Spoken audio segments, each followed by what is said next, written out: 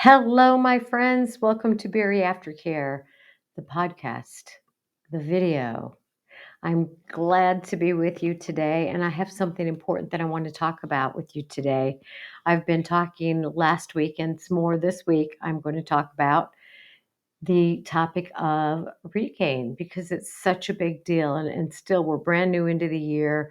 A lot of people are still struggling with the regain, and I hope you enjoyed Tony Marie's talks about how she lost her regain. I have another good friend who's lost over 50 pounds of regained in the past year, and maybe I'll see if she can get on and join us and do another live interview. That would be great, right? But today I want to talk about something that's very near and dear to my heart. And, as Toni Marie said in her interview, she used medications, she used a lot of online tools, she used a lot of behavior modification. She dug deep into the skills she had already learned back in the day, but also learned some more and engaged in some support from other people. All of those things are part of the business of weight loss, whether it's losing regain or losing weight to begin with, or maintaining a healthy weight over the long run. So, although I'm in the business of the emotional and psychological aspects of this bariatric business, you do need to work with the whole entire team because there are medications that have a lot of good uh, um, benefits in terms of assistance in quieting the hunger or helping people to just be able to get rid of the obsessive thoughts related to food. So, my opinion in this field has always been do what works for you as long as it's not harmful. I am not a big fan of benzodiazepines. I know there's a time and a place for them in the world. And at those times and in those places, I'm all for them. But the use of benzodiazepines over the long haul is not how they are indicated, which absolutely has nothing to do with regain, except that a lot of people eat in response to anxiety. And for their anxiety, they will take benzodiazepines. And so I wanted to mention that because so many people are on benzodiazepines, Xanax, Klonopin, Valium, Ativan. Those things are all in a class of medications that are not intended for long-term use. If you are on them for long-term use, I really encourage you to look into that. I know that your doctor says take them as you need them, take them as long as you need them, take one. That terrifies me, especially because in the world of bariatrics, we have a lot of people who do have addictions, whether it's to food or alcohol or both or shopping and or. And that's another form of addiction. We don't want any of that. I don't know how I got there. Back to re-losing or avoiding regain altogether. And I said you need to use the whole team, and that's very, very true. And in weight loss programs, even the bariatric programs, the main focus, of course, is on the changing of the physiology to help you lose the weight, which is a beautiful, wonderful gift, and the dietitian, because that is the person who's going to teach you the best way for a post op to be eating over the long haul. So they are critical to the process. But I have a theory that I wholeheartedly believe in, and it's not the answer. It's part of the answer.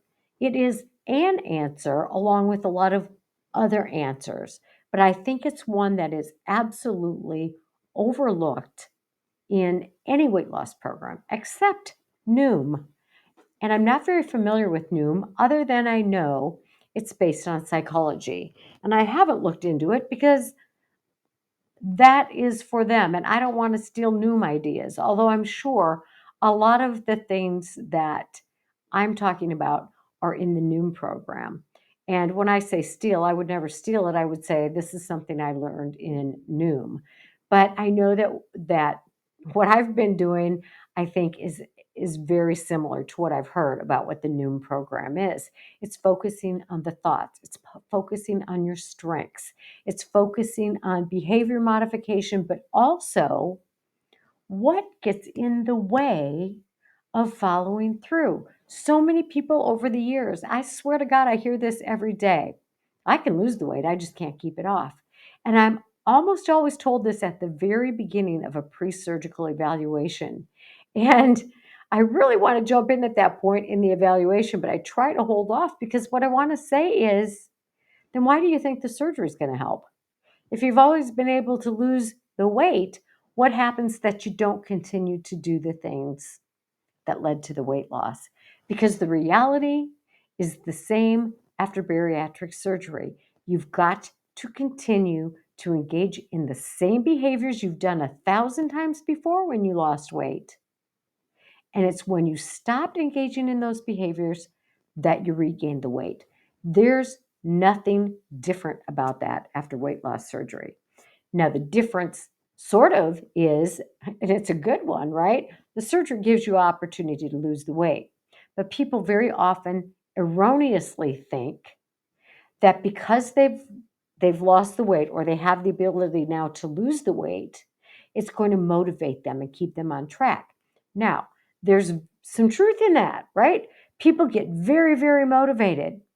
They start gangbusters. Although a lot of people started gangbusters when they did other diets pre-surgery, right? They did it, and then they quit. And when they quit doing the behaviors, they regained the weight. If you quit doing the behaviors after weight loss surgery, yes, you will regain the weight. So, jumping in at that point, at the very beginning of a pre-surgical a discussion with a patient is not a very good place to jump in because they're going to feel discouraged right from the get-go. So try to wait further into the process to say, now you said you've lost weight before. What happened that you regained it? Well, I quit going to the gym, or I quit working out, or I quit swimming, or I quit, I started eating at my old haunts. I started back on the pizza, or I started back on the ice cream, or well, the same thing. I cannot begin to describe how important this notion is. Whether you're pre-surgical, early post-op, or on down the road, please hear this message. If you quit doing the behaviors before and you quit doing the behaviors after surgery, you will get the exact same result. And I know that's not what people want to hear. And they look baffled and sad and discouraged when I say that. But I want people to know the truth going in because it doesn't have to be that way. So, what I encourage people to do is look at what's going on that you quit engaging in those behaviors. And there are oftentimes a lot of psychological or emotional things that people can work on that will help them stay on track. So I want to go over some of those with you today. And this is, again, this is research. This isn't Connie says. No, this is research. And I will put in the podcast notes the source of this research. And what these researchers found out is that in order to predict the persons who are going to be successful at maintaining their weight loss, these are the qualities that they have, and I'm going to go over these one at a time. First, I will read this list, and then I'll go over them one at a time. Again, these are the predictors for successful weight maintenance from an emotional perspective. These aren't the behaviors like drink the water, go to the gym, da da da. These are the psychological and emotional changes that you need to make if you don't already possess these things. Now, some of these you may already have, go, yeah, I got that one handled. Beautiful. Others you may go, you know what? I can do that in other areas of my life, but this area of my life, not so strong in. So let's talk about the first one. Well, let me read the list. Internal motivation to lose weight, which people often just hear as motivation to lose weight. No, internal, which we'll talk about. Social support, coping strategies, ability to handle life stress, self-efficacy, autonomy, assuming responsibility in life, and overall psychological strength and stability. So let's go ahead and just start at the beginning there with internal motivation to lose weight. Well, what's the difference between internal or external motivation? You've often heard of these maybe called intrinsic, which is internal, or extrinsic, which is external. So, intrinsic or internal motivation is often more long lasting than external motivation. So, an external motivator would be like a reward. It would be the reward of fitting into a certain size dress, or it would be the reward of losing 25 pounds to go to your class reunion. It would be the reward of mom saying, "Oh, I'm so proud of you." And you've been waiting to hear mom say that for your entire life. Or the external rewards are things that are outside of you, right? It's about your appearance. I want to look good. There's nothing wrong with that. But if that's your only motivation, what's going to keep you going once you lose the weight after surgery and you've got the appearance, right? Well, now I'm there. Then what? Or the status, or a rank in your family, or getting approval, or getting a whole new wardrobe, whatever it is, those are outside of you. But an internal motivation is I want to do this for me. I want to do this because I want to live longer. I want to do this because I want to see, these are things people tell me all the time. I want to see my grandchildren grow up, which is an internal and an external kind of thing. I want to do this because I want to be proud of myself. I want to do this because I believe I deserve better treatment from myself, right? A lot of us hear and see things on social media all the time about making sure other people treat you better, having respect for, make sure other people are respecting you. Make sure that you don't put up with crap from other people. Well, internal motivation says, I don't want to put up with crap from myself. I don't want to talk disrespectfully to myself. I don't want to treat this body, which is a gift, in disrespectful ways. So you get more meaningful motivation. It lasts longer when you're doing this for what's inside of you. And I'm kind of doing a spoiler alert here. But if you don't believe you're that all that, if you don't believe you are worth it, if you don't believe you are worth treating yourself with respect, if you don't believe your body is worth being treated kindly with healthy food, with good exercise, with movement, well, if you don't believe that, you're not really internally motivated. So maybe you need to do some investigating into yourself and say, what is my internal motivation? Why do I want to do this? And even though I hear a lot of that at the beginning, like I want to do this for me, I want to improve my health, I want to, once that weight comes off, if you're not following through, if you're not fighting for this, if you're not doing the things that need to be done, then I have to question, were those just words? Or did you really mean it? And if you really meant it, dig deep, find it and follow through with it, right? People say, I lose my motivation. I'm waiting to get motivated. I've said this 1,000 times over the years that motivation doesn't descend from the heavens. It's not going to rain down upon you and absorb into your skin and into your heart and mind and soul.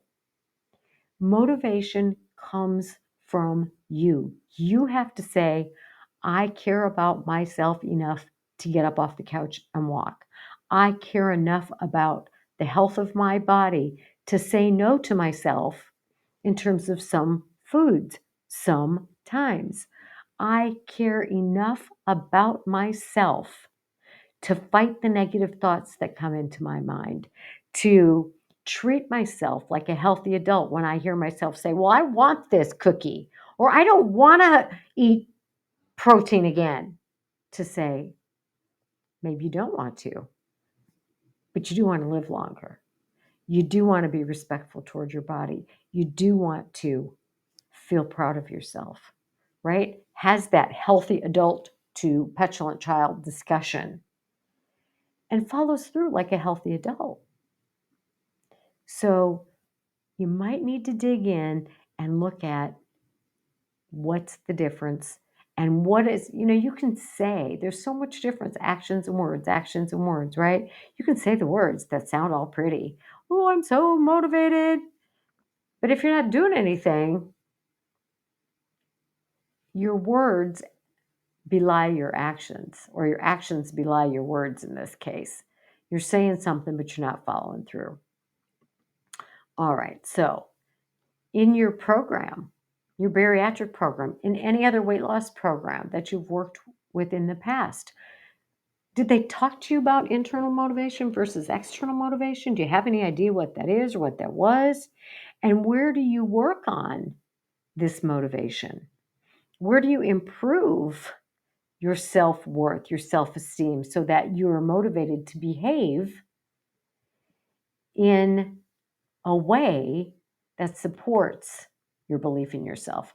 Let's think about it this way. Let's play mama bear for a minute. All right, you got a kid and they're being bullied at school. Hopefully, mama bear is up there saying, "What's going on here? I don't want my kid bullied here. I don't want my kid being called names. I don't want my kid." You're standing up for that kid, right? And you say, "I'm my child's protector," and you are following through with that. If you say, "I'm the protector of my body and my health," but you don't follow through with it, it makes me question whether you believe that. Hope that makes sense. All right, let's look at social support. Now, you may have all your family on board cheering you on, rah, rah, rah. I'm excited for you. I'm here with you. And you might have to ask, do their words and their actions match? So in other words, if your kids and your husband and your spouse and your wife and your girlfriend and your boyfriend and whomever say, "We are behind you all the way on this," don't ask me to keep ice cream out of the house. Are you nuts? Their words and their actions aren't matching, unless you hate ice cream and it doesn't trigger you. But if they bring foods in and leave them lying around where you're going to be tempted, I would call that, you know, actions that are not matching the words saying they will support you. That doesn't mean your family has to go along with every single request that you make. However, looking for a compromise. If you'd like to have such and such, would you put it in a place where I don't have access to it? So, compromising, right? Healthy support participates. Yes, the family is willing to change from white rice to quinoa or white rice to cauliflower rice. Yes, the family is willing to go to whole grain, sprouty, crunchy kinds of bread instead of really non nutritious white bread. Yes, the family is willing to keep juice out of the house, to keep sodas out of the house, to keep sugar drinks out of the house, right? Now, healthy support, whether it's your family, your friends, your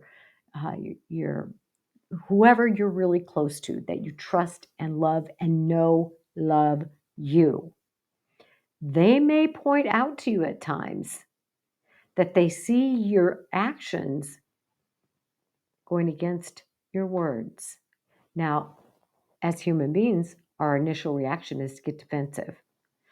You're not the boss of me. You're not the keeper of the food. You're not the whatever, whatever, whatever, right?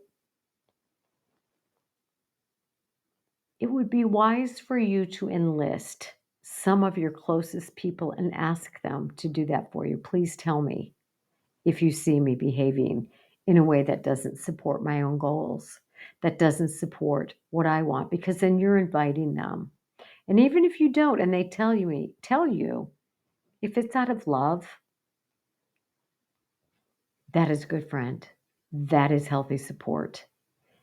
If they tell you in a kind and compassionate and loving and concerned manner, it might hurt, but that is healthy support, right? Healthy support doesn't enable you. Healthy support doesn't say, "Hey, I'm going to go out and get pizza. You want to join me?" Right? That's not healthy for you. I'm in recovery. If my husband said, "Come on, let's go down to the bar," I'd be like, "What?" That is not showing me that you care about my sobriety, right? So People who really support you don't sabotage you. People who are healthy members of your support group, whether it's in person or online, don't compare. They don't gossip about other people. They don't delight if somebody else regains, right? It's not a competition. It's not a competition. Have healthy support whose actions meet their words and who are willing to share with you lovingly if your actions don't meet your words. Okay, here's a problem for a lot of people right here, the next two. In fact, I would almost categorize them into one thing, but the researchers categorize them as coping skills and ability to handle life stress. Well, to me, they're kind of the same thing. Do you have coping skills to deal with life's stress? In other words, if you identify yourself as an emotional eater, you eat when you're upset, you eat when you get bad news, you eat when you're worried, eat when you're sad, you eat when you're celebrating, you eat when you're bored, you're eating when you have setbacks, you're eating when there's a loss, when you're disappointed, when the family's worked up, when the parents are fighting with your whatever it is, when you've got work stress. If you respond to stress and life's issues with eating unhealthy foods, that's a big reason why people regain weight, right? Excuse me, I have to sneeze. Gosh. Excuse me. I have not learned how to not sneeze during a video. Anywho, so I think this is a very valid thing for you to think about. Do you have healthy coping skills to deal with life's stress? Healthy coping skills. Now, we all have unhealthy coping skills, right? Some people have a couple drinks on the way home from work. Some people get on Google and they spend a bunch of money on Amazon, or they get online and they gamble, or they go to a casino and they gamble, or they uh, do other unhealthy behaviors that are only going to make them feel worse, right? Healthy coping skills are those that help you to calm down when life is stressful, to learn to regroup when work stress happens, when family stress happens, so you don't react, so that you respond. Respond is a healthy, thought out, adult way to deal with stress. You may have to take a few minutes out to do breathing. Calm yourself down. Number one tool for calming our bodies down. When we calm our bodies down, our minds calm down. You might have to go outside and take a walk before you have a tough discussion. You might have to learn how to have a tough discussion and be willing to have a tough discussion. You might have to learn to cope with setbacks by getting the support of other people or asking for help.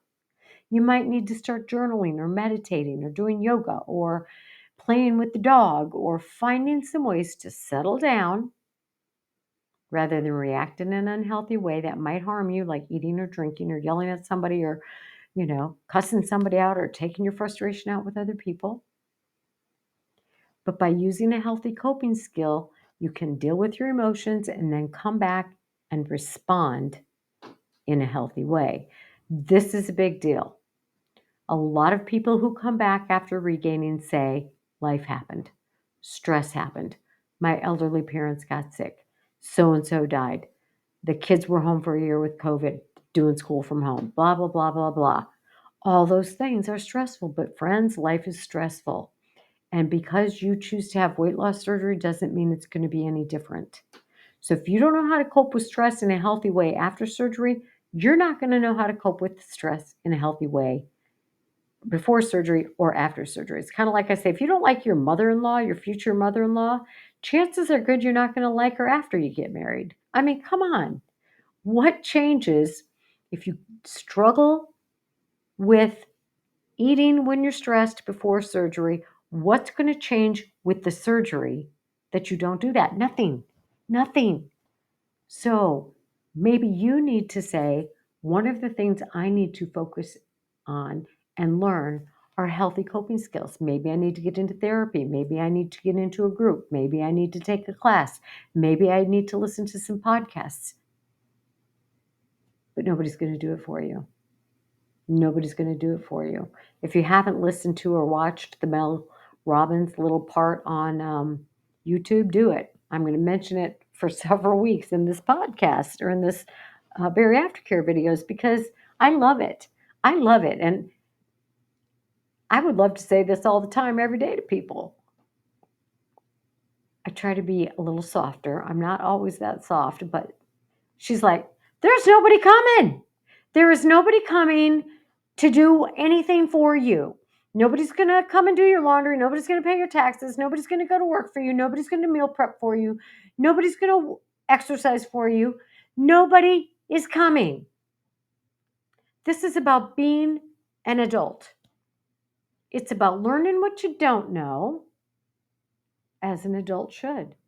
It's about learning the skills, learning the tools, getting up off your butt to exercise even when you don't feel like it. She says, we sit around and wait until we feel like it. Well, good God. How long are you going to sit there and all the while regain? Because you don't feel like it. If our children said, I don't feel like doing my homework, a healthy parent will say, I get that you don't feel like it, but get your butt up here to the table. We're doing the homework. Not we. You are doing your homework because God knows there are parents who are doing their kids' homework. Ugh, what are we teaching our kids? Nothing good in that scenario. But if we teach our children, I know you don't want to do it, but it's going to get done. And it's going to get done, or I'm taking your phone or your car or your screen time. Sorry, kids, that's the way it is.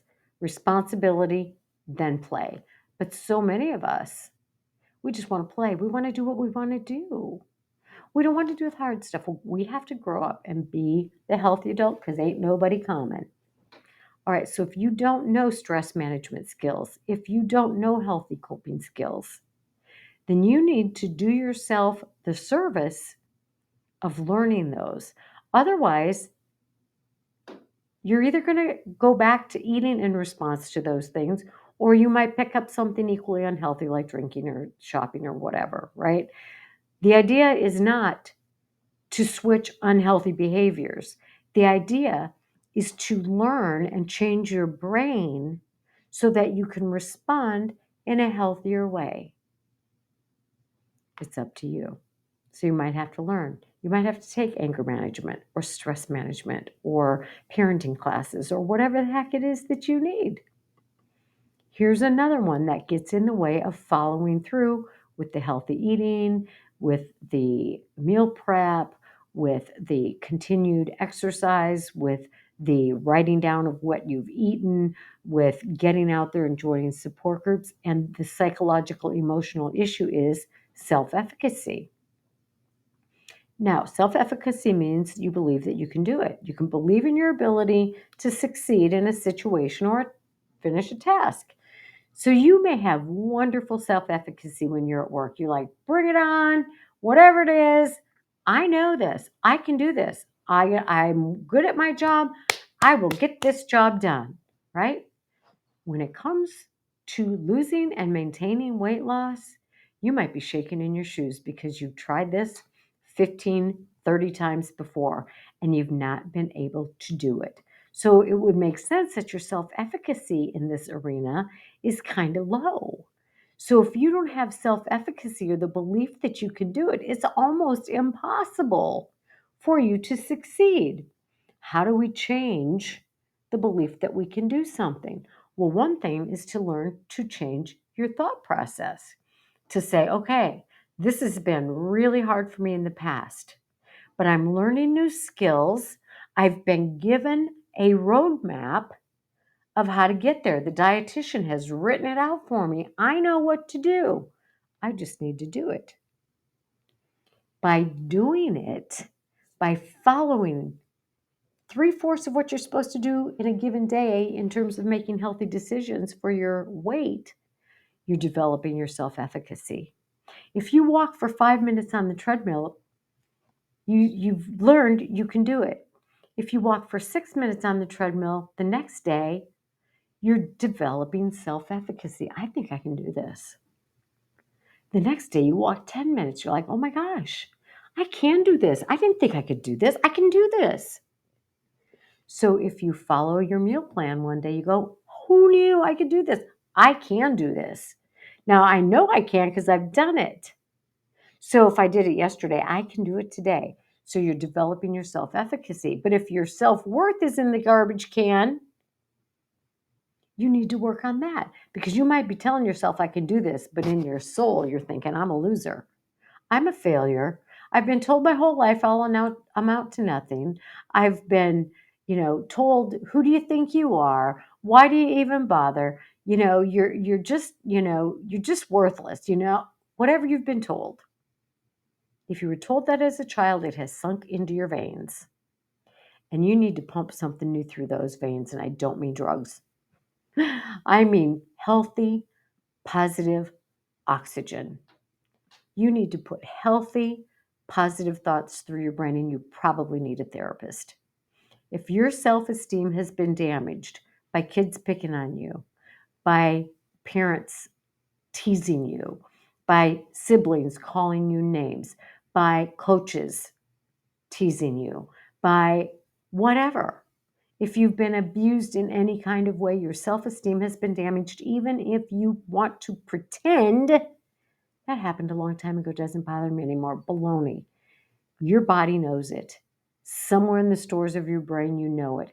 And children that have unpleasant things happen to them think it's their fault and they have self-esteem problems. Too much for 1 3-minute discussion on that.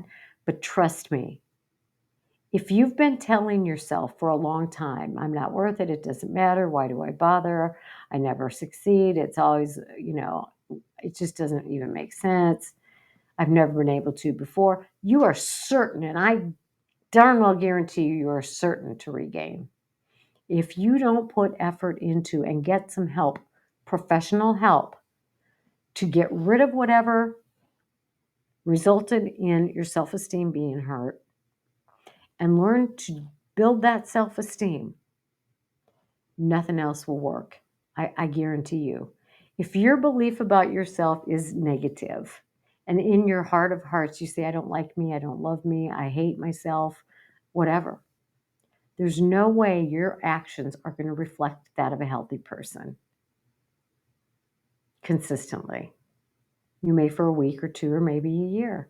But until you start to say, this person that I am on this planet at this time is worth every good thing on this planet that every other person is worth. And we are all worth all of the good things. And I'm worth a healthy body. And I am worth a healthy mind. And I am worth a healthy life. And because I'm worth that, and nobody's coming to do it for me, I'm going to do it for myself. I'm going to feed myself that healthy food. I'm going to get up off this couch and go for a mile walk. I'm going to go sit and do some resistance bands. I'm going to go learn yoga. I'm going to go outside and rough around with the dog and run around a little bit. If you don't believe you're worth it, if you do not have self-love, it's not going to result in permanent weight loss. It just isn't. I'm sorry. You can disagree with me all you want. But if we don't love or value or find ourselves worthwhile, our behavior is going to reflect it. Our behavior will absolutely 100% reflect how we identify ourselves. So think about that. All right, and get the help you need. Autonomy is an emotional and psychological characteristic that is a good predictor for maintaining a healthy weight. Autonomy means I'm going to do it. I'm going to do it if nobody will go walking with me, if nobody will go to the gym with me, if nobody will meal plan with me, if nobody will say no to the vending machine, if nobody will avoid going to the pizza parlor, I'm going to do it. And I'm going to do it because I love me. And I love me because I have worth. In fact, I have as much worth as every other human being on the planet. And my behavior is going to reflect that. So autonomy means I'm going to get her done, come hell or high water, right? All right. Because I'm going to assume responsibility. I'm going to agree with Mel Robbins and I'm going to say, you're right, nobody's coming. If I want to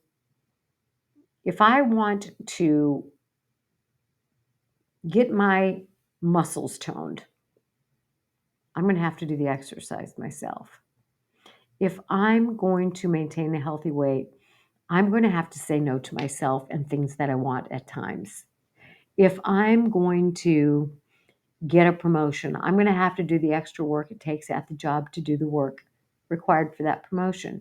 If I'm going to finish my high school diploma, my college degree, my master's degree, my postmaster's degrees, I'm going to have to do the work. I have to assume the responsibility. If my lights are going to stay on, I'm going to have to pay the light bill. I'm going to have to do the work that gets me the check to pay the light bill. I have to assume responsibility in my own life. All right. And the last one, the researchers say, is overall psychological strength and stability. And I think that just comes from learning to love yourself and behaving like it. The more you learn, and there's communication skills. Nobody teaches us in bariatric programs, you need to set boundaries, and this is how you do it. Oh, but I'm afraid of conflict. Well, you need to adult up and learn how to handle conflict. Who teaches you that? It's critical, right? You have to be able to say no to other people. A person who loves themselves will set boundaries and say, no, I'm sorry, that time is dedicated to my exercise. Can you imagine? I hope you can. Because if you can imagine, you can work your way toward doing those things. So, what I'm proposing today in this podcast, this video, is that there are some critical psychological and emotional components that need to be bolstered, learned, worked on if you're going to be able to follow through with the behavior changes that are necessary to lose weight and keep it off, which we'll talk about next time. I would encourage you to listen to this weekly until it really, really, really sinks in. This to me, along with the dietitian, absolutely, along with the medical doctor's information, absolutely, along with the exercise persons, absolutely. But this is your foundation, who you are, how you feel about yourself, because that is how your willingness to stick through it will be manifested by how much you believe in yourself. All right, my friends. That's heavy, that's intense, but it's so empowering. So if you've struggled to stick to your behaviors in the past and you don't want to go back to those old habits, now get busy, get a therapist, get a life coach, get somebody to help you. Get online, join some classes, do what you got to do. A really good class is the Gain While You Lose class. Look it up on my website, www.conniestapletonphd.com. And the Bari Aftercare website is www.bari aftercare, BARI, aftercare.com. All right, you guys, thanks for listening. Soak this in and live it out. Talk to you next time. And remember, this is your health. It's your responsibility this day and every day. Bye-bye.